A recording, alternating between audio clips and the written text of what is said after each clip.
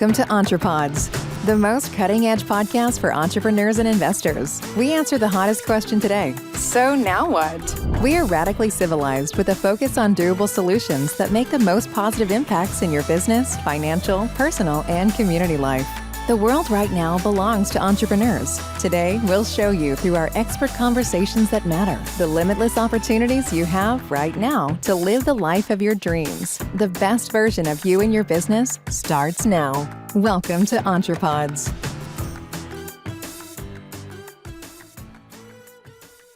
Hi, everyone. Welcome to EntrePods. Thank you so much for being here with us today. Yes, it's a new show. Yes, we are so excited for you to be here. So thank you again. We do have our host, Jennifer Gligerich, with us today. Hey, Jennifer, how are you doing? I'm doing great. I'm so excited to be here. We, Leafy Legal Services and No More, Leafy Podcast has closed. We had, well over 100 episodes. It was great. We had great guests. But we felt like we could do even more. And so as everybody's pivoting in these great times, we got to the point. So we were asking, so now what? And then I realized, and Tammy, and we were talking and we go, man, that's the question everyone is asking right now. So now what? 15 days to slow the spread. It's 9 months later. We don't know what's happening. We've got, election problem, politics. There's still the lockdowns. There's still all this crazy stuff. And business owners everywhere are struggling. I mean, there's a lot of us hurting right now. And we're all saying, so now what? And I realized that, hey, how many experts do I know personally? How many people have we networked with? And they do have the answers. So that's what we're going to bring to you in a much bigger and bolder format. So EntrePods, we're going to have the site, entrepods.com. It's up now. We're going to be adding a lot to it. There is going to be a membership portal where you can network with other entrepreneurs and real estate investors and people that are looking to change their lives for the better, both professionally, personally, financially, community-wise. We're going to have courses. We're going to have products that you can get. We're going to have partnerships with different people. It's really going to be a lot more expansive than anything that we were doing before. And so I'm very, very excited about it. And today's topic we're going to talk about is setting expectations. And sometimes things happen and it's because you did not set the expectations properly. And Tammy actually has a really good story about boundaries, her own boundaries, and when to set expectations that we're going to get to here in a moment. So the reason that I'm doing this is because I strongly believe in coaching. Not only am I a coach, but I'm in coaching right now. I'm in group coaching. I'm in one-on-one coaching with an amazing coach. You're going to be hearing from him and his team. Hoping, we're working out to see if we can do partnerships because it's been life-changing. In fact, Leafy Legal Services closed, Leafy Podcast closed. And a lot of that was because in going through coaching, I realized that I was not happy. I was not feeling fulfilled. And everything's going wrong. So maybe it was the wrong time to do it, but I realized it's never the right time to make hard decisions. Sometimes as an entrepreneur, a business person, a parent, you have to make decisions that are hard because they're in the best interest for what's going on. And so I am so thankful and grateful that I have my coach's guidance that's helped me through it. And now I've been able to embark on something else. So even though on one hand, it's scary, it's different, it's not what I wanted, I'm sad, but now I can do a lot of things that I never thought I would be able to do. And it's going to be great. So we had talked about for hiring in a session that we had about setting expectations and how vital it is for business owners to be able to do that. And then we talked about how important it is in your personal life. So it started out being an interview process that if you're interviewing someone, it's very important to say, okay, so I'm looking at your resume now. I'd really like to speak with you further. What times are you available? Okay, so you can make it at this time. And then to set the expectation on what's to happen in the interview. I need you to bring your portfolio or your resume with you. We're going to discuss your background. I'm going to discuss, what you're looking for right now. And we're going to ask you some questions based on this. The interview is going to take about this much amount of time. And if that interview goes well, there is another stage you'll have to go to. So you won't be getting an offer then. The next stage will happen here. And this is what's going to happen. And that's how you would get an offer. So this is the process. Is that okay? Because some people need a job right now. And so you want to make sure that's okay. You also want to make sure that they follow through on anything that you've given them, any tasks ahead of time. Like it's vital before we go through that you submit your resume ahead of time in your portfolio. I'm going to need to have those the night before so that so that the person you talk to has enough time to look it over, whatever that is. If they don't do it, they don't move forward. You need to set expectations, and you need to make sure that you have the boundaries in place to where they don't exceed those expectations. Then, not exceed, but if they don't meet that, then you know what you're going to do. A lot of people say, this is what I want to have happen. Then that doesn't have happen, and they have no plan. They're just like, okay, well, let's try this again. Well, that's not a very good expectation or boundary. So you need to know ahead of time, well, if you don't do this, then you won't be able to move forward in the process. And we'll have to look at other applicants, because being able to follow through on time is critical here, whatever it is. Now, this could be with your kids and doing their room. We all know how that goes. That one's a hard one because kids they don't listen. But you make them listen after a while. So there's kids, there's your romantic partners, there's other things like that. So Tammy actually has a really great story about this with an interview process. And so I wanted her to talk about that a little bit. Are you ready, Tammy? Yeah. Okay. And I know this is a really good topic, because it is something that you have to set up for yourself. And like Jennifer said, like personal life in your professional life. So what happened to me was a couple of years ago, I was in a job interview process, and I had completed the first interview, and there was a second interview involved. And so I wrote and just confirmed with the recruiter, like the times and everything, asked them like, what should I prepare? How should I be prepared for this next interview?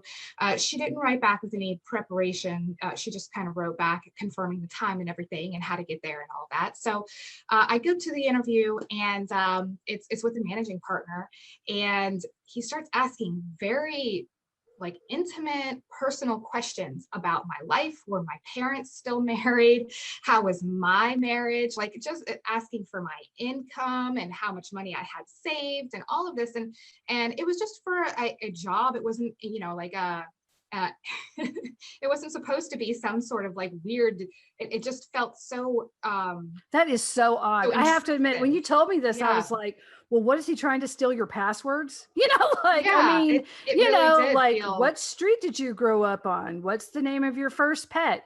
Who is your best friend? All the questions you get for security questions. You're not supposed to talk about on media. Yeah, that freaked me out. I was like, that would really freak me out. And so you did feel pressure to answer them though in the interview, right? So you didn't stop the interview. No, I went ahead with the interview, but at the end of the interview, he had talked about, like, okay, well, we have a third interview for you to go through now. And they were very excited and happy with everything that I had answered. And they were asking questions like, what are your values at your core? And like, just like, it felt like very off topic for what I was going to be doing for them. And what was the job? I'm just curious, what type of job? You don't have to tell me exactly the job or the company, but what was the type of job? It was a sales job. Yeah. Mm-hmm. So why would they need to know if you're happily married? Exactly. I can understand like what motivates you, right? Mm-hmm. That's a sales thing. Well, money, that's what money or helping people, you've got a product that I'm very jazzed about, those are all good, but not, that's weird. That's really, I wonder why they thought, of course for me, I wonder how they thought that was okay, but they did. Yeah, I don't know where they were going with the questions, if they were trying to like figure out my personality or what drives me, everything. But at that that point, I let them know, like, listen, this was much more intrusive than I thought it was going to be. I had asked, to prepare for this, and I was absolutely not prepared. This really blindsided me, and I just don't think I want the third interview. And I thanked them What for are their they going time to and do on left. that? So no, exactly. I didn't even want to know. I don't think they would have told me. I really wasn't sure. So I walked away from the opportunity because the interview for me just felt kind of icky and just too much. It was like a It's just date. too intrusive. It was like a Yeah, first date with someone who it wants to did marry feel you. that way. It was really weird. It's very strange. So, It is weird. so I would yeah, be you like, just have to know your boundaries. yeah, I would feel And like the third one would be medical. Like you need to sit I in this don't know. chair and they come and they take some blood. I mean, what else do you go from there? Who Don't knows? do that. If you're a company and you're thinking you're just going to be creative, I'm going to have a creative interview process so people know that we're kooky and fun. Don't. Right? Like if you were an animal, what animal would you be and why? I've had that question asked too. I'm selling toner. I'm selling printer toner. Like, why Right. do you want me to sell it as gazelle? I can pretend to be gazelle. I'm going to sell it fast, right? That's nuts. That's nuts. But that was great. It's really weird how you feel pressure to answer those though, because you don't want, as it's happening, you're like, what's going on? And you put the smile on, what's going on? Okay. And then you just try to answer and be professional, right? And sometimes it's really weird. Someone's being completely unprofessional and weird, and yet you're still trying to play along being professional when those aren't the rules. Yeah, exactly. It was the strangest interview. I'll never forget it. That's why when you started talking about this topic, it just came to mind because it was just so out there. That is out there. I'm curious for anyone listening. I am very curious about weird interviews that you guys had about the boundaries and setting expectations and how weird it was. Either that or how expectations were set and then the reality was different. I get that a lot. I get that. Of course, one of my specialties, I have many. I wear many specialized expert hats here, but one of them is scaling virtual companies, right? So I did that before I became an asset protection specialist for over a decade. And one of the things when helping companies I thought was really bizarre is I'd go into the culture meeting, right? And I know what y'all are thinking, oh, culture, hippie, Philly, whatever, but it isn't. It's actually really important on being able to attract the right people to work for the company, attract the right candidates, but also repel the people you don't want to work with and you don't want to have sitting next to you or on your team, right? Because certain people are attracted to different things. They're the people who it's all about the money. I just want to go in here and make as much money possible of this. Don't ask me about my day. Don't ask me about my thing. I'm here to work and you're here to pay me for making you money, right? And that's great. And there's industries where those people thrive. That sort of personality is probably not going to do great at an art gallery, unless they're not people facing and they're in the back trying to figure things out, right? So you got to know where to take the personalities and fit them. So as I'm talking to business owners, I ask them questions like, what is your vision? Of course, what's your mission? What things are important to you? When you think about a feeling of your company, what would it be? And we go through all that touchy-feely stuff, and I'm looking for the words, the phrases, the ideals. And then we have to have expectations that match that, right? And so we want to provide, let's say it is, I don't know, the best raspberry jam on the planet, and we want it to be wholesome and we want it to be good with organic ingredients at a price that people can afford. Let's just say, I'm just pulling that out of the air, right? And then you go to work. So this is the idea. We're going to worry about the ingredients. It's going to be quality. We're going to try to make it as cost effective as we can but the ingredients are going to be good. So we're going to figure that out. We're going to vet the farmers. We're going to try to get local as much as we can, because we can vet the farmers there and we can negotiate a better deal because they know us, and hopefully we'll build it. Right. So you're going to engineer the company based on what's important to you. You're going to engineer who you work with, the vendors, the types of people that you bring in, and you're going to want those people who are into whatever that is. Maybe the person is doing who brings in the cost, and you have to say, okay, it's not the cheapest thing. You want to get the best quality of ingredient for the best price. So it's not going to be the cheapest price and it's not going to be the most expensive. That's your job. In some companies, it's get us the cheapest price for it. You're going to want to get the best. No one's going to say they don't want any quality, but that's just how that company goes, because they make this widget and it's really hard to mess it up, because it's pretty much the same everywhere, right? And in some industries, it's like that. So let's say that's your company, but then in retrospect, 6 months down the road, you're in a meeting and then one of the owners of the company is screaming at you because you paid 2 cents more for a local farmer who uses like the best ingredients and the taste is just out of this world and it knocks everything else out of the park and the customers love it, but it's 2 cents more than this other one that is completely inferior. Well, now the whole company besides you is completely confused. They get depressed. Their expectations were shattered. They did everything you told them that they were supposed to do in the manner that you told them they were supposed to do. And now you're screaming at them for doing their job. That happens a lot more than you know. Companies have policies on Slack and communication. We want to value your time. Work-life balance is important to us. They say that, and then you're getting Slack messages at 10, 11, 12, 1, 2, 3 a.m. Mm-hmm. And then they get mad that you don't immediately answer them. Mm-hmm. How is that work-life balance?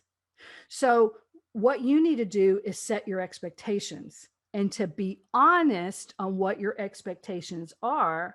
And then the other person should be able to say, I agree with those expectations and I can deliver on them, or no, I can't. That is going to save you a world of problem, I think, in your life and your business and in everything else. Be very clear. When are we going to do this? Hold them to it and then have a concrete consequence that they know ahead of time if they don't follow through with it, and then you follow through with it. And you've got to be willing to do that and willing to follow through with that consequence. And sometimes that's difficult. If you don't come home at 11 o'clock, then you're going to be grounded and you cannot go to that football game. And I'm not going to take you. You can't drive your car, and I'm going to take you to school because then I don't trust you for the next week. Well, if that night comes and they're whining and you end up taking them and then they immediately get in their car, your word is nothing. Every parent on the planet knows that they've made that mistake, or they thought about making that mistake because it's just too hard, or something came up at work. It doesn't matter. You have to always follow through on whatever the consequence is for failure to abide by the expectation that you both agreed upon. So I just wanted to put that, guys, out to you on a first episode and tell you that we have so many amazing guests lined up. It's going to be crazy. You're going to love it. We are going to have options for you to be able to interact more with me. I'm going to have some coaching for anyone who needs foundational work done in their company, or who just wants to find out, am I on the right track? Anyone who wants to scale, anyone who wants to learn how to do things virtually. I'm going to have a lot more information on this, as well as ability for you to connect with some of our guests. And as you know, Tammy is Miss Amazing, and she gets us some world-class guests. So this might be options for you to be able to interact in ways you never could before, with guests that you see on TV, guests that you've read their books, you've seen their stuff. And so I really want to make EntrePods a full community where we can all get together, answer the question for each of us. So now what? No matter what stage we're at, if we're a brand new investor, if we own that jam manufacturing company in Vermont, or whatever we're doing. Anyway, thank you for being here. We're running low on time on this first flagship episode. I'm so glad you're with us on the ride. Thank you for everybody who's joining us, who had been fans of the old show. I adore you. Thank you for coming and watching us here. And I hope to provide a lot more value.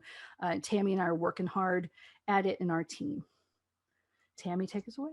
All right. Thanks again, Jennifer. It's been a very insightful episode for our first episode. Thank you, everyone, for joining us. We hope to continue to bring you lots of inspiring, informational, and just all around wholesome episodes. Like Jennifer said, we have lots of guests coming up. We also have all of our website up, EntrePods.com. We have all of our social media up. You can find us at EntrePods. And also we can be heard on all of the platforms for podcasting, just like before. So we will have a TV show coming up as well. We'll have all of that exciting information for you coming up soon. Yes. So if you do like what you hear, please leave us a comment. We'd love to hear from you. We will give you a shout out on the next episode. And thank you all for being here. Have a wonderful, inspiring day, and see you next time. Bye-bye. Thank you for listening, and please go give us a 5-star rating on your preferred listening platform if you enjoyed the show. This helps us reach more listeners like you and keep booking amazing guests. If you'd like to join our growing EntrePods community, want our social media links to like or share, or inquire about one-on-one strategy calls with our host Jennifer, please visit EntrePods.com. See you next time, and here's to you and your best life imaginable.